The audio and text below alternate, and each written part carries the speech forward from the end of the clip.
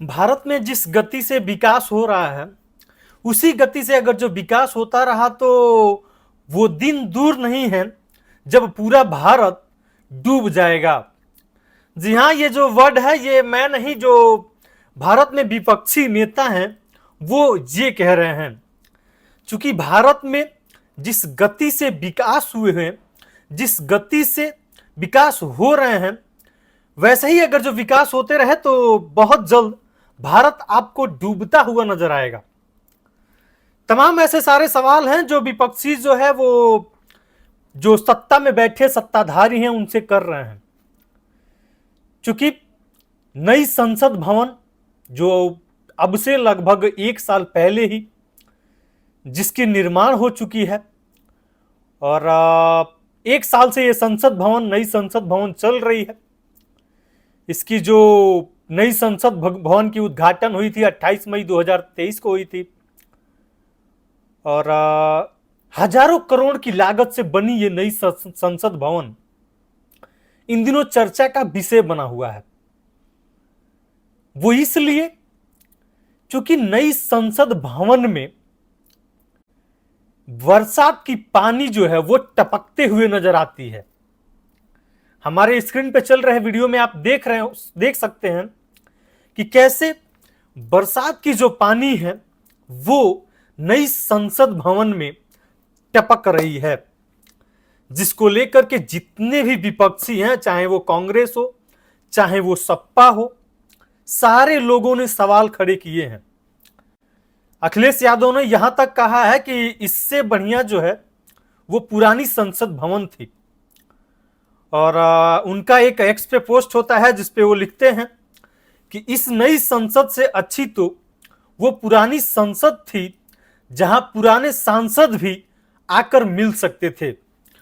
और ऐसा ही कुछ उन्होंने पोस्ट डाल के और जो टपकते हुए जो नई संसद के लॉबी से पानी गिर रहा है उसकी उन्होंने एक वीडियो भी शेयर की है। ठीक कुछ इसी प्रकार कांग्रेस भी सवाल खड़े किए हैं और कांग्रेस के जो कुछ नेता हैं उनका मानना यह है कि 1 साल पहले जो नई संसद भवन बन के तैयार हुई है इसके छत से पानी लीक कर रहा है और ठीक कुछ उसी प्रकार जैसे बाहर पेपर लीक हो रहे हैं और अंदर जो है संसद भवन में पानी लीक हो रहा है। तो ये जो लीक होने का सिलसिला है ये भाजपा सरकार में जबरदस्त तरीके से चल रहा है और सिर्फ नई संसद भवन की बात नहीं है सर, जो करोड़ों रुपए की लागत से बनी है श्री राम लला का भव्य मंदिर, उस मंदिर के छत से भी पानी टपक रहे हैं बरसात के। अब जरा आप इस चीज से समझिए कि ये जो निर्माण हुए हैं किस गति से निर्माण हुए हैं, कितने तेजी से निर्माण हुए हैं कि ये कुछ ही सालों में टपकने भी लगे हैं। बरसात की जो पानियां हैं वो छतों से टपक रही हैं।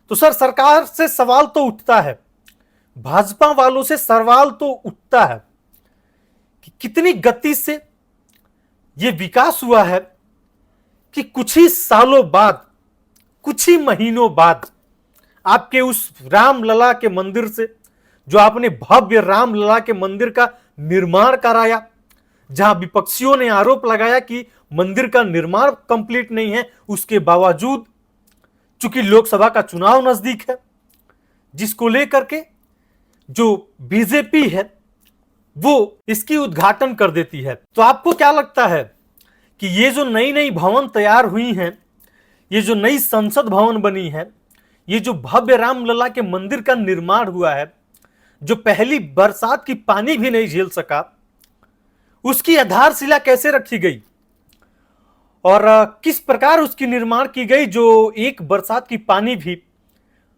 भव्य रामलला का मंदिर नहीं झेल पाया। और नई संसद भवन जो बनी है, जो हजारों करोड़ों रुपए की लागत से बनी है, उसके छत से पानी टपक रहा है।